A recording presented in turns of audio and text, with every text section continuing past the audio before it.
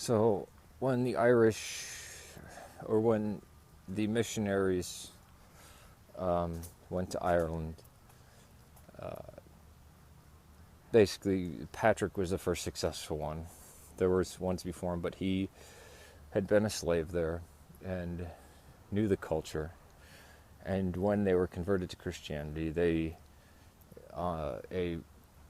Latin alphabet was used to write down their own language, to put their own language into writing.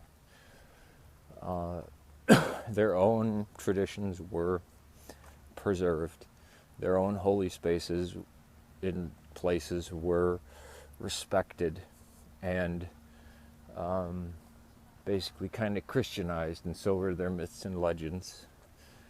That when the church meaning the Christians that went there, met them, they tried to preserve as much of the culture, keep as much of it intact as possible,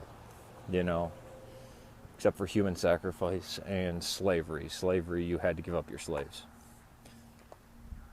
But there is the claim by Douglas McDouglas that they were not Orthodox, or they weren't like the Orthodox at all. They absolutely were Orthodox. I mean, this is what Orthodoxy does. I mean, look at the Orthodox among the Inuit of Siberia, or any of the Orthodox. They don't.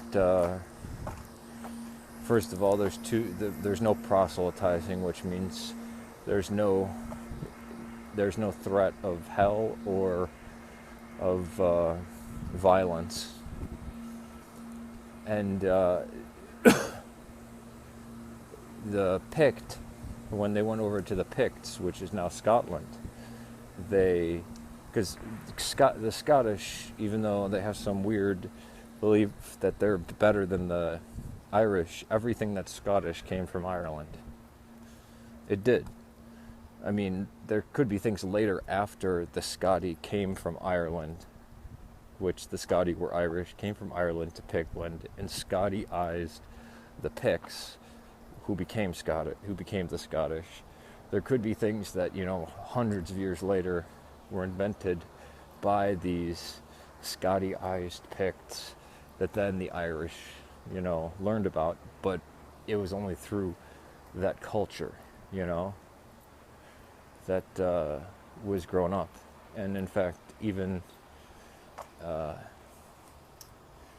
Anglo-Saxons and the Jutes, the Anglo-Saxons in the south, part of them were Christianized by the Irish missionaries.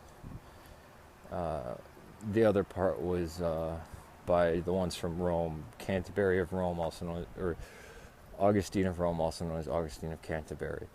But my question would be, that assertion, how much do you know of Eastern Orthodox tradition and culture, and of what we do and how we believe? All right, peace to you.